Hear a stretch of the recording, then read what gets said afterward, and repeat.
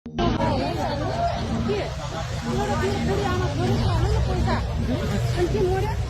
आश्रम लगेको अनि उनको पैसा कलेक्सन गर्दै हो क्या आश्रम चाहिँ 5 पटक लैसक्यो हो यहाँ पैसा कमाइन्छ उहाँ अब खानाहरू भन्नु मात्र पाइन्छ होइन गाडी हालेर आश्रम लैसक्यो आश्रम लयो पहिले पनि 4 पटक लैसक्यो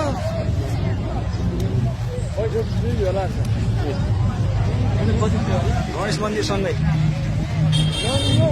बुढी मान्छे आर के गर्नु यहाँ पैसा कमाइन्छ घर आएको पैसा कमाइन्छ बसेर कुरै भन्नु होइन पैसा त लान्थ्यो हेर्नु न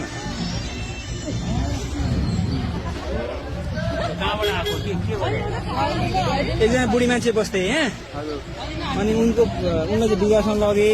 अनि उहाँको पैसा चाहिँ यहाँ पुरै पोकै पोकामा त्यहाँ दुई झोला भइसक्यो यहाँ पनि भइसक्यो हेर्नु त्यहाँ पोका पोकामा हरेक पोकामा छ क्या लुगा राखे मान्छे लान्छन् भन्छ हेर्नु दुई झोला भइसक्यो एउटा झोला अर्को झोला पनि भइसक्यो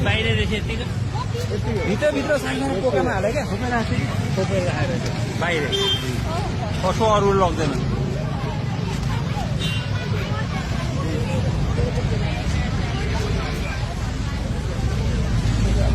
संसार पैसा त्यो माग्न पल्क्या मान्छेलाई त अनि कहाँ आउँछ त्यहाँ वृद्ध आश्रममा अनि राम नाम जपेर कहाँ बस्छ नेपालीहरू अब मनकारी हुन्छन् हो भने दिइहाल्छ गरिब दुखी देखेपछि पोका कति कहिलेदेखिको त्यहाँ पैसा त 1 वर्ष पनि राखेन 1 वर्ष राख्यो यो 4-5 महिना हो असार साउनदेखि हो किनभने यो यहाँ हालेको 3-4 महिना 20-25 हजार रुपियाँ जम्मा भइसक्यो 50,000 होइन 10-20 होला 500-600 पनि छ अरे 500-600 भने 20-25 हजारको अनुमान राख्नु 3 पोका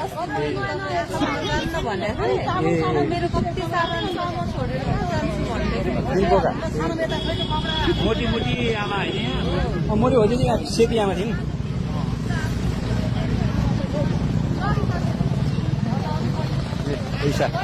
पैसाको झोला